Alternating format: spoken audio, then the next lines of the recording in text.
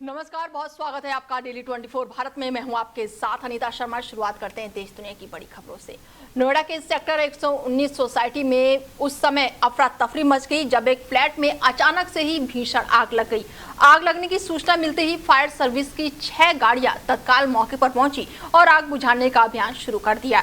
घटना की जानकारी मिलते ही गौतम बुद्ध नगर के मुख्य अग्निशमन अधिकारी यानी कि CFO भी मौके पर पहुंचे और राहत और बचाव कार्य का जायजा लिया। सेक्टर 113 थाना पुलिस की टीम ने भी मौके पर पहुंचकर पूरे इलाके का सुरक्षा घेरा में ले लिया और लोगों को सुरक्षित स्थान पर पहुंचाया। दमकल कर्मियों ने कड़ी मशक्कत के बाद आग पर काबू पाने का प्रयास किया। फिलहाल आग लगने के कारणों का पता नहीं चल सका है और इसकी जांच की जा रही है। पुलिस के अनुसार इस घटना में अब तक किसी प्रकार की जनहानि की सूची नहीं है। राहत और बचाव कार्य जारी है और आग पूरी तरह बुझाने के बाद ही नुकसान का आकलन किया जाएगा।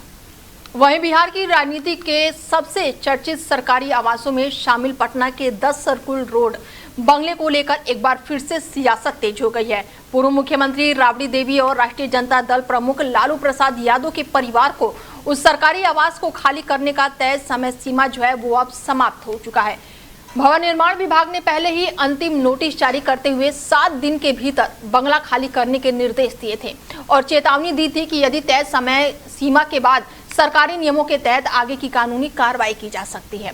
ये बंगला अब राज्य सरकार के मंत्री नंद किशोर राम को आवंटित किया जा चुका है। हालांकि अब तक लालू राबड़ी परिवार की ओर से बंगला पूरी तरह से खाली नहीं किए जाने की स्थिति बनी हुई है और रिपोर्ट के मुताबिक परिवार के नए आवास में शिफ्ट होने को लेकर अब भी असमंजस की स्थिति पैदा है।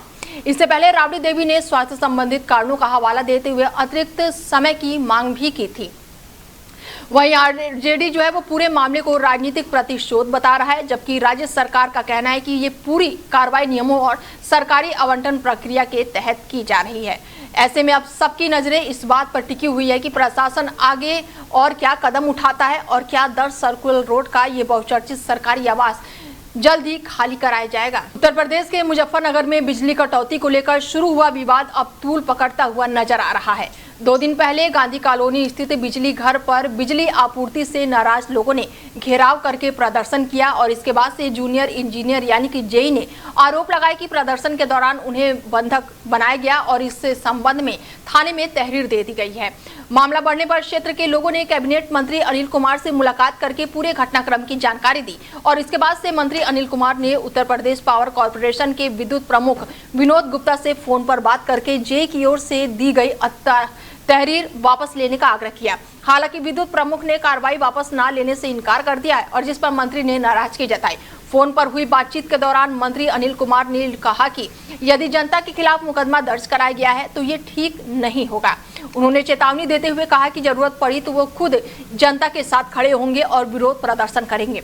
फिलहाल इस पूरे मामले को लेकर राजनीतिक और प्रशासनिक हलकों में चर्चा तेज हो गई है और अब सभी की नजरें इस बात पर टिकी हुई है कि बिजली विभाग और प्रशासन इस विवाद को किस तरह सुलझाता है। गाजियाबाद के लोनी क्षेत्र स्थित टॉनिक सिटी में जिला प्रशासन ने सरकारी जमीन पर अतिक्रमण के खिलाफ बड़ी कार्रवाई की है। सेक्टर C8 में स्थित करीब 25 से 30 साल पुरानी पीर बाबा की मजार को प्रशासन ने बुलडोजर चलाकर हटवा दिया है। प्रशासन के अनुसार ये निर्माण सरकारी भूमि पर अवैध रूप से किया गया था और कार्रवाई के दौरान भारी पुलिस बल की तैनाती की गई। पूरे इलाके में सुरक्षा के कड़े इंतजाम किए गए ताकि किसी प्रकार की अप्रिय स्थिति उत्पन्न न हो सके।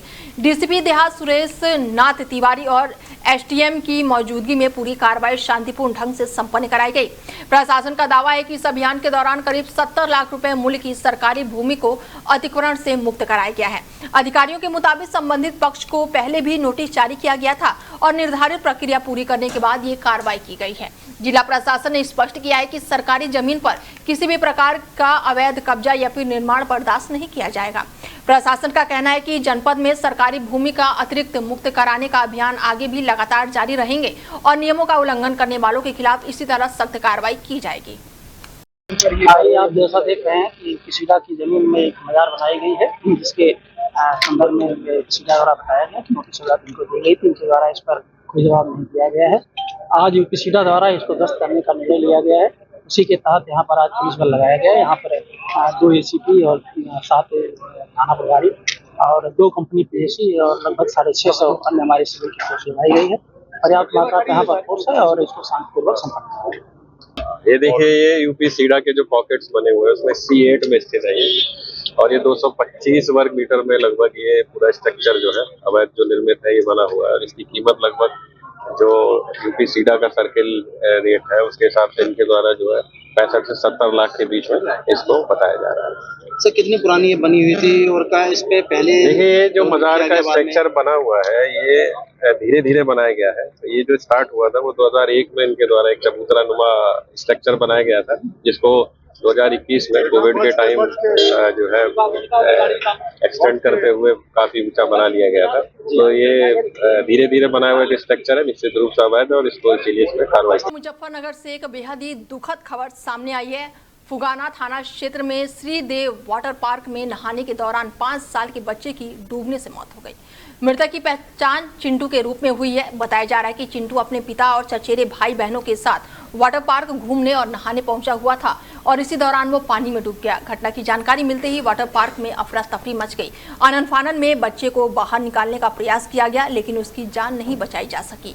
बच्चे की मौत से परिवार में कोहराम मचा हुआ है। सूचना मिलने पर पुलिस मौके पर पहुंची है और घटनास्थल का निरीक्षण करके मामले की जाँच शुरू कर दी है।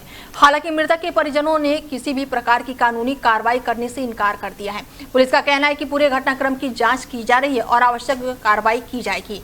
घटना के बाद से वाटर पार्क की सुरक्षा व्यवस्था और बच्चों की निगरानी को लेकर सवाल। यूपी के मुजफ्फरनगर में चर्चित बंधक फैक्ट्री मामले में पुलिस को एक और बड़ी सफलता मिली है। पुलिस ने रेलवे स्टेशन से मजदूरों को फैक्ट्री तक लाने वाले आरोपी राबित उर्फ रॉबिट को गिरफ्तार कर लिया है। आरोपी तितवी थाना क्षेत्र के मांडी गांव का रहने वाला बताया जा रहा है। पुलिस जांच में सामने आया कि वो फैक्ट्री मालिक के कहने पर रेलवे स्टेशन और अन्य जगहों से मजदूरों को अच्छे वेतन, भोजन और रोजगार का लालच देकर फैक्ट्री में लाता था और इसके बाद मजदूरों को कथित तौर पर बंधक बनाकर जबरन काम कराया जाता था। उनके साथ मारपीट और 3rd डिग्री जैसी यातनाएं दी जाती थी।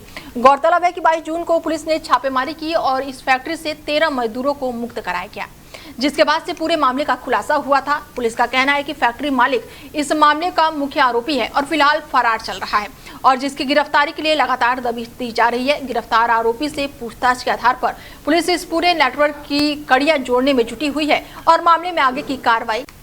गाजियाबाद के इंदिरापुरम में एक शादी समारोह के दौरान शातिर चोरों ने चोरी की ऐसी वारदात को अंजाम दिया जिससे सभी को हैरान कर दिया है। आरोप है कि चोरों ने वारदात के लिए एक बच्चे का इस्तेमाल किया। मामला इंदिरापुरम स्थित रॉयल एबियंस पार्ट 2 बैंकेट हॉल का बताया जा रहा है, जहां पर 26 तारीख की रात को करीब 1:14 पर एक बच्चा कोट की आड़ लेकर शगुन की नकदी और सोने के गहने से भरा बैग लेकर फरार हो गया। पूरी घटना बैंकेट हॉल में लगे सीसीटीवी कैमरे में कैद हो गई है। पीड़ित परिवार के मुताबिक बैग में करीब 1 लाख रुपए की नकदी और लगभग 2 तोले सोने के आभूषण रखे हुए थे। घटना का पता चलते ही समारोह में हड़कंप मच गया और परिजनों ने तत्काल पुलिस को सूचना दी। मौके पर पहुंची इंदिरापुरम पुलिस मौके पर पहुंची और निरीक्षण करके सीसीटीवी फुटेज अपने कब्जे में ले लिया है और जांच शुरू कर दी है। पुलिस फुटेज के आधार पर बच्चे और उसके साथ शामिल अन्य संदिग्धों की पहचान करने का प्रयास कर रही है और इस घटना ने शादी समारोह की सुरक्षा व्यवस्था पर भी सवाल खड़े कर दिए हैं। मैं मुन्नी मिश्रा, मेरा बेटा का 26 तारीख का शादी था। मैं बैठी थी सोफा पे, मेरा सारा सामान था, गिफ्ट आइटम था, मेरा पर्स भी था। तो जैसे मेरा गेस्ट आया, जो आपको मैं भाभी ढूंढ रही हूँ, कहीं मिल नहीं रहे हो, आप एक मेरे साथ सेल्फी ले लो। जैसे मैं जरा सा भी ऐसे मैं उठी तो मेरे पीछे से ऐसे पर्स ले लिया।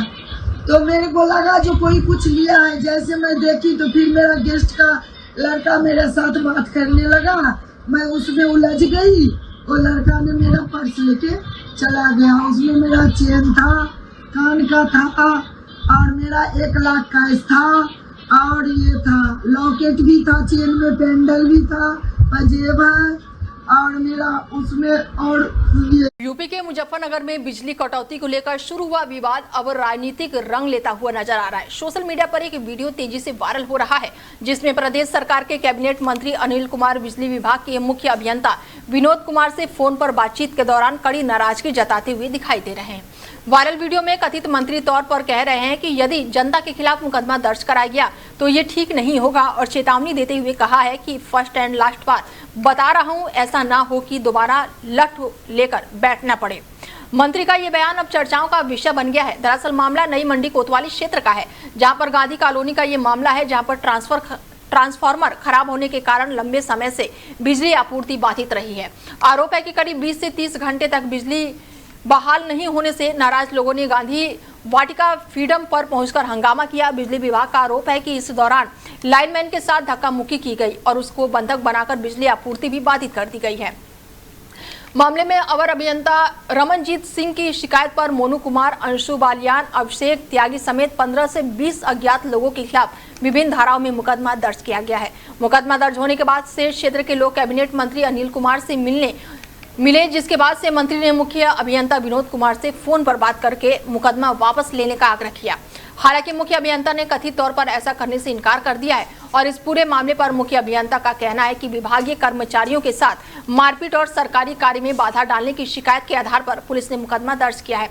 वहीं मंत्री अनिल कुमार का कहना है कि भीषण गर्मी में लंबे समय तक बिजली कटौती के कारण जनता परेशान है। यदि ट्रांसफार्मर समय पर बदल दिया जाए और बिजली आपूर्ति सुचारू रखी जाए तो ऐसी स्थिति पैदा ही नहीं होगी। उन्होंने अधिकारियों को समयबद्ध तरीके से समस्या का समाधान करने की सलाह देते हुए कहा कि जनता को सड़क पर आने के लिए मजबूर नहीं होना चाहिए। तो देखो, एक तो बात यह है कि गर्मी काफी बढ़ रही है, बिजली कटौती की दिक्कत काफी आ रही है, जिससे जो आम जनमानस है उनको काफी परेशानी का सामना भी करना पड़ रहा है। इसमें हम लोगों ने स्पष्ट निर्देश जो है, जो भी बिजली विभाग के अधिकारी हैं या प्रशासनिक अधिकारी हमारे जनपद के, सभी को निर्देश दिए गए हैं कि बेवजह कटौती ना हो। यदि कहीं ट्रांसफार्मर फूक जाता है, वो तत्काल जो है लिमिटेड समय बदला जाए, ताकि मान लो कोई भी आम जनता सड़क पर ना हो। ये हमारा जो क्षेत्र है सुभाष नगर गली नंबर 17 में है, इसमें पिछले 28 घंटे से जो है लाइट नहीं थी। तो इसी संबंध में हमने जो है 19/12 पोर्टल पे भी अपनी शिकायत दर्ज कराई थी, सीएम हेल्पलाइन पे भी अपनी कराई और बिजली घर पे भी गए थे, मोहल्ले वाले सभी इकट्ठा होकर। तो वहाँ पर रात को उन्होंने कोई भी हमें जो है तत्काल कोई भी उन्होंने हमें राहत नहीं दी और पूरी रात बच्चे और बुजुर्ग जो है पूरे मोहल्ले के ऐसे ही अपना बिल बिलाते रहे। उसके बाद सुबह उन्होंने जो है फिर 9 बजे के करीब एक्शन साहब ने जो है सीएम पोर्टल से जो है वो करा दिया, उन्होंने ट्रांसफार्मर चेंज हो गया। फिर उन्होंने विभाग के कर्मचारियों ने फिर ये कहा कि अभी तेल गर्म हो रहा है और उसके बाद जो है आपूर्ति चालू कर देंगे 15 से 20 मिनट में। तो यूपी के मुजफ्फरनगर जनपद स्थित तीर्थ नगरी शुक्रताल में रविवार को गंगा स्नान के दौरान हुए 3 अलग अलग हादसों ने पूरे इलाके को गमगीन कर दिया है। कुछ ही घंटों के भीतर एक बालिग समेत 3 श्रद्धालुओं की डूबने से मौत हो गई, जबकि एक युवक की हालत गंभीर बनी हुई है और उसका अस्पताल में इलाज चल रहा है। बताया जा रहा है कि रविवार को शुक्रताल में संत समनदास महाराज की विशाल सत्संग के चलते हजारों श्रद्धालु पहुंचे थे और भीड़ अधिक होने के कारण गंगा घाटों पर भी काफी भीड़ थी। और इसी दौरान बिजनौर जिले के फतेहपुर काला गांव निवासी मनीष गंगा में नहाते समय डूबने लगे और अपने साथी को बचाने के लिए राजन ने तुरंत ही गंगा में छलांग लगा दी, लेकिन तेज बहाव और गहरे पानी की वजह से दोनों डूबने लगे। मौके पर मौजूदा गोताखोरों ने कड़ी मशक्कत के बाद दोनों को बाहर निकाला और अस्पताल पहुंचाया, जहां डॉक्टरों ने उन्हें मृत घोषित कर दिया, जबकि मनीष की हालत गंभीर होने पर उन्हें भर्ती करके उपचार शुरू कर दिया गया है। इसी बीच दूसरे हादसे में बागपत जिले के बिजवाड़ा गांव निवासी हिमांशु गंगा स्नान के दौरान डूब गए और उनकी मौत हो गई। तीसरे हादसे में बिजनौर जिले के नगला गांव की 10 साल की रागनी भी गंगा में स्नान करते समय गहरे पानी में चली गई, जिससे उसकी जान चली गई। तीनों घटना की सूचना मिलते ही पुलिस प्रशासन और राहत टीमें मौके पर पहुंची है। पुलिस ने तीनों शव को कब्जे में लेकर पंचनामा भरने के बाद से पोस्टमार्टम के लिए भेज दिया है और आगे की कार्रवाई की जा रही है। जिला बिजनौर फतेहपुर कला। क्या घटनाक्रम हुआ शुक्रवार? बच्चे वहाँ आए थे शुक्रताल जी हमारे, नहाते हुए 2 बच्चे डूब गए थे, एक बच गया, एक की डेथ हो गई। एक लड़की अलग से बे बागपत की, हाँ, और एक लड़का और है बिजनौर का, कोई उनका पता नहीं चल गया। हाँ, पोस्टमार्टम के लोग है जी तीनों।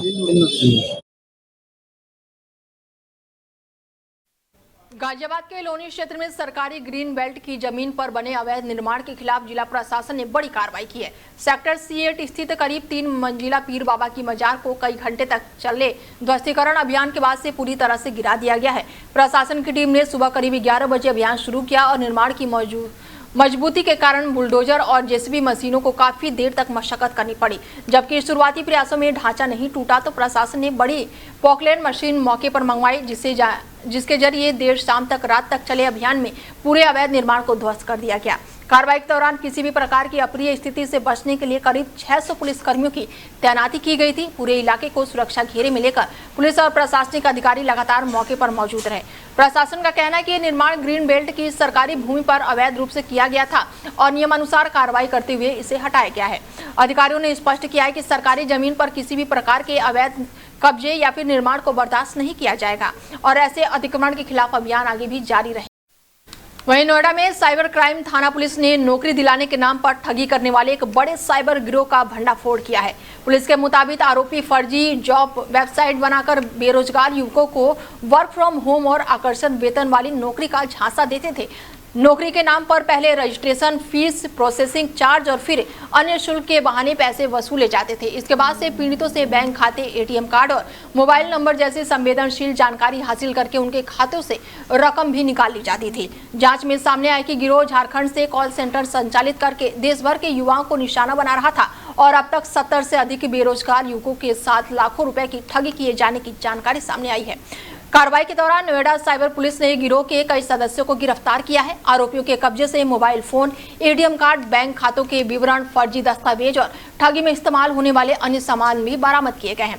पुलिस अब आरोपियों के डिजिटल नेटवर्क, बैंक लेन देन और अन्य राज्यों में फैले उनके संपर्क की जांच कर रही है ताकि ये पता लगाया जा सके कि इस गिरोह ने अब तक कितने लोगों को अपना शिकार बनाया है और ठगी की कुल रकम कितनी है। पुलिस ने लोगों से अपील की है कि नौकरी के नाम पर किसी भी वेबसाइट या फिर व्यक्ति को पैसे देने से पहले उसकी सत्यापन को पूरी तरह से जांच लें और किसी को भी अपनी बैंकिंग या ओटीपी संबंधित जानकारी साझा न करें।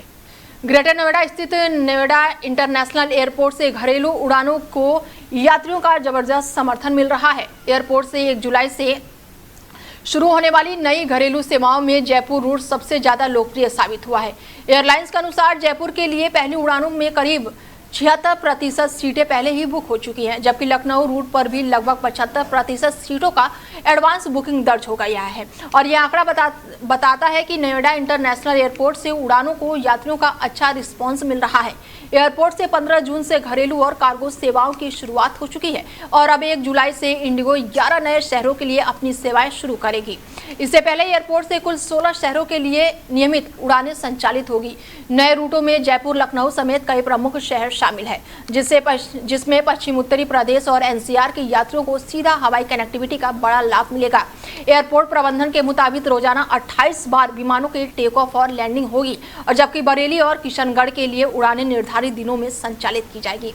अधिकारियों का कहना है कि लगातार बढ़ती बुकिंग इस बात का संकेत है कि नोएडा इंटरनेशनल एयरपोर्ट यात्रियों के बीच तेजी से अपनी पहचान बना रहा है और आने वाले दिनों में यात्रियों की संख्या में बढ़ोतरी की उम्मीद है। अखिल भारतीय हिंदू महासभा और संत महासभा के राष्ट्रीय अध्यक्ष स्वामी चक्रपाणी महाराज ने अजान और लाउड स्पीकर के मुद्दे पर बड़ा बयान देते हुए देश भर में नई बहस छेड़ दी है। उन्होंने कहा है कि यदि डेनमार्क में अजान पर प्रतिबंध लगाने की तैयारी की जा रही है तो भारत में भी जनहित, ध्वनि प्रदूषण और समान कानून के सिद्धांतों को ध्यान में रखते हुए इस विषय पर गंभीरता से विचार किया जाना चाहिए।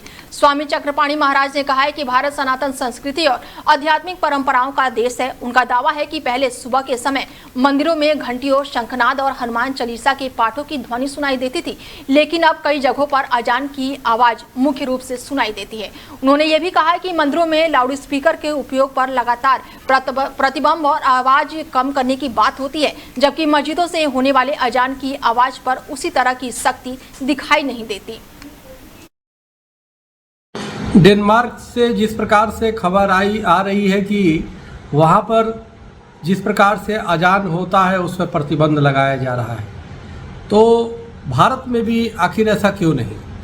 कितने लोगों ने इसके लिए मुखर की आवाज़ उठाई और सुबह ही सुबह जहां इस देश में हनुमान चालीसा का पाठ होता था, आज जो है अजान की सुनाई देती है। लोगों ने मंदिरों से अपने लाउडस्पीकर को कम कर दिया आवाज़, लेकिन अजान की आवाज़ तेज दिन पर दिन बढ़ती जा रही है और मस्जिदों की संख्या भी बढ़ती जा रही है। तो मेरा ये मानना है कि जनहित और जन भावनाओं को ध्यान में रखते हुए मस्जिदों से जो अजान होता है उस पर पूरी तरह प्रतिबंध लगाई जाए, लाउडस्पीकर से पूरी तरह अजान पे बैन लगाया जाए और मस्जिदों में लोग अपने तरीके से जो उनकी पद्धति है उस तरह से करें। लेकिन जो सुनना नहीं चाहता। इससे छात्र परेशान होते हैं, वृद्ध परेशान होते हैं, मरीज परेशान होते हैं, या कोई भी जो काम करके दिन भर आता है सोता है गहरी नींद में, उसको परेशानी होती है। तो मेरा ये मानना है कि जनहित राष्ट्र हित के ध्यान में रखते हुए अजान पे, लाउडस्पीकर पे भारत में भी प्रतिबंध लगाया जाना चाहिए। बहुत बहुत धन्यवाद। हरिओम। फिलहाल बुलेटिन में मेरे साथ इतना ही, दीजिए इजाजत।